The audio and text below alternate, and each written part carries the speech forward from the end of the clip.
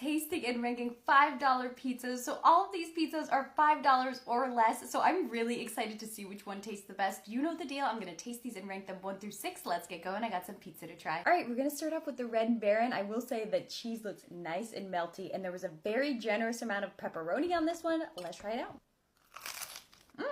That is pretty darn good. I will say the crispiness of this crust is like perfect to me. This to me is my favorite thinness of pizza. I don't like it super thin and I don't like it thick. Like this is perfect. Pepperoni is nice and salty and the cheese is super melty. I think the sauce is pretty good too. Let's get another bite.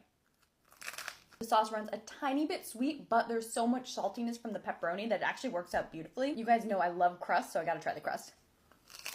I'll say this is a pretty solid one to start with. Cheese is melty, the pepperoni quality is really good. I love the crunch at the bottom and the crust. Glad I started with this one. Let's try the next one though. Now we have the Tony's brand, and I will say the cheese did not melt as nice on this one, as you can see. It's just more shreddy, and usually when you have really shreddy cheese and you melt it, it gets to be like one big pool like the last one. This one kind of just like stayed in its shreds. Bottom crust looks nice though. Let's try it out.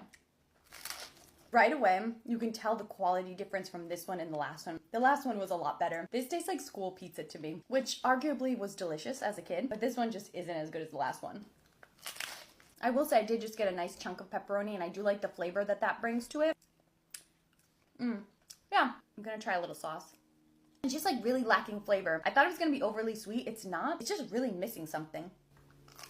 Was this a very, very low-cost pizza? Yes. But does the quality suffer? Absolutely on this. This one is just like meh. Tastes like school pizza lunch. Let's try the next one. Now we're gonna try the Celeste pizza. And honestly, I grew up on these things. I haven't had one in a very, very long time. Probably since I was about like 12 years old. You're looking a little funny. Bottom of it is super, super white. The sauce is like very, very dark. Much darker than all of the other ones. And that cheese did not melt. I looked at the ingredients and it is that imitation mozzarella, which we saw in like the Totino's pizza rolls. Let's try it out.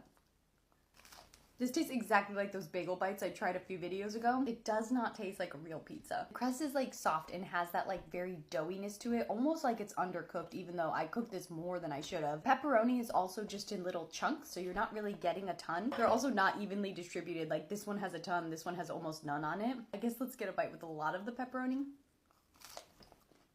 They are cut in small cubes, so they get like a little bit of crispiness to it. They're definitely the best part of this pizza. The sauce is not cooked out at all. If it didn't have the pepperoni on it to make it salty, it would be so incredibly sweet. Yeah, the dough quality is not great. I'm not a huge fan of that imitation mozzarella. It just is so strange to me that it doesn't melt. Also, like, why? I don't know. Why do you have to do that? Not my favorite. Let's try the next one. Now we have the Great Value brand, and this one has a self-rising crust. I think the size of this pizza is a pretty good value for what you're paying. I like that there's also herbs on top of this one. Let's try